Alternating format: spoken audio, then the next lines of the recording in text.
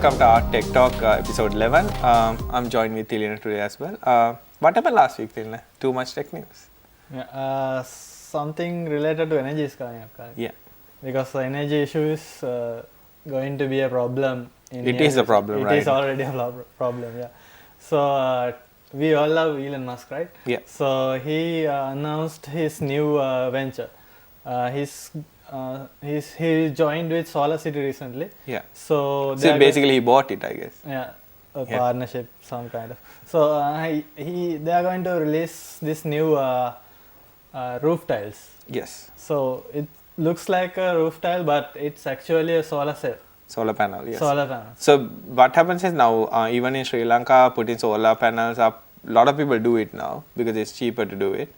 But it's look really ugly. I mean, like if you have a really nice house, if you have all these solar panels on top of your house, it looks really ugly and it looks weird, and you have to, put railings on top. Then you build the house nicely, and it doesn't go well with the design and the interior and all that. So what these guys have done was develop a tile. So basically, it's look like a regular Ulukata, but they have 4 variations made out of glass basically. And when you say glass, you might wonder whether it's like strong enough. But they did a test. You can actually work on it. Basically, they did a test and it was really amazing. Yeah. It was stronger than most roof tiles. I mean, this is in states. I mean, what we have and what they have in the state is quite different. But I mean, this is easily adaptable here. And this hasn't been released yet because this is just a press briefing they did. So what happens right now is your entire roof will turn into a solar panel, if you want to, and they have different kind of panels as well. For example, let's say the best area of the roof, let's say where you get most amount of sun, you can put the higher end tiles. Say you have an area where there's a large tree, there's a shade, you can either put the low end tiles or not put anything at all in terms of a solar cell, but you can just put the regular tiles in. And with this, your entire roof act as a solar panel. They haven't put out any specifications, they haven't put out any real world scenarios because they haven't done any testing. But if you're actually building a new house, now you don't have anyway you have to spend money putting up a roof, right? Yeah. So in this way you can put up the roof and plus you get solar as well. Or as now what we do is you put up the house, you put the roof in, and then you put solar panels in. So this is a great way to get it done. And again with the solar panel, I think with the second segment we'll go into more details. I mean, anyone who has a net metering system might know, fine. As long as the CEB power is there, your solar panels will power your house. As soon as the CEB goes out, you are in the dark. Because I know that because a lot of my neighbors has it. I mean, there's a power cut, we are the only one who has power. Basically, the rest of them are in the dark. And solar panels only produce power during a short amount of time during the day.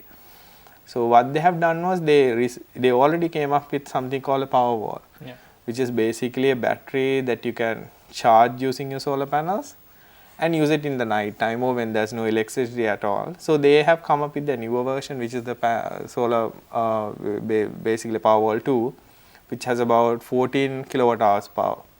So for you can pull 5 kW. Yeah. So that's, I mean, for a regular house, this is not cheap though, but around $5,500.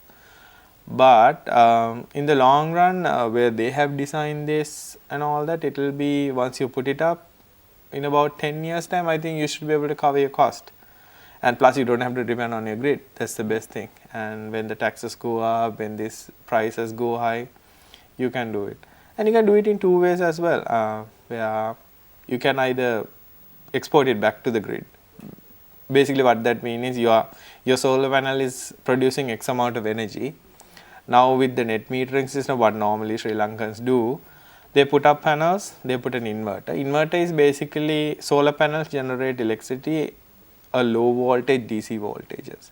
So what the inverter does is it converts into a regular AC, that's 230 volts, 50 hertz.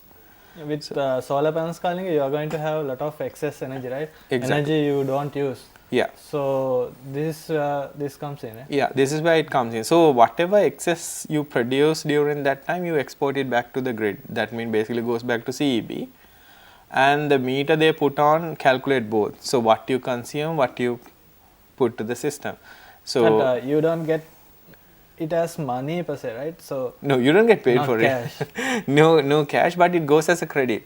So let's say now during these time the solar production is really low because it's cloudy, it's raining and all that. So if you have been giving out a lot of energy back to the grid during the peak or like from April to whatever. Yeah. So then what happens is those credit get deducted from the time that you're not producing. So that's a good way of doing it, but again your system is CEB dependent, like So I said. your CEB bill is going to be deducted from the amount. Yeah.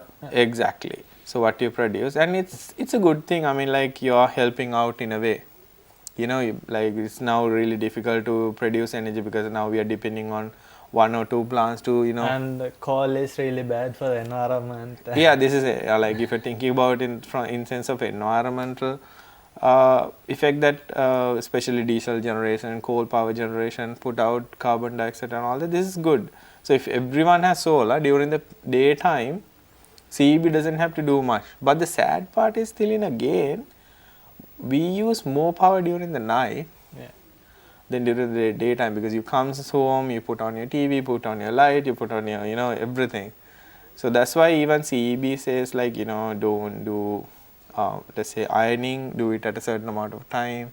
There are little things where you can do this, but you can take this to a second stage where you store the excess energy to a battery and use it during the night time as well. Then you don't have to again depend on this CEB power, and again the system will comes as a self-sustained system.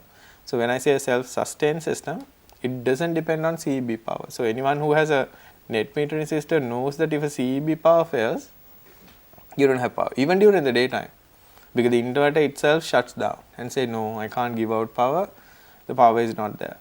So this is the issue right now. So we'll go into more details on the second segment. We'll take a short break and see you after the break.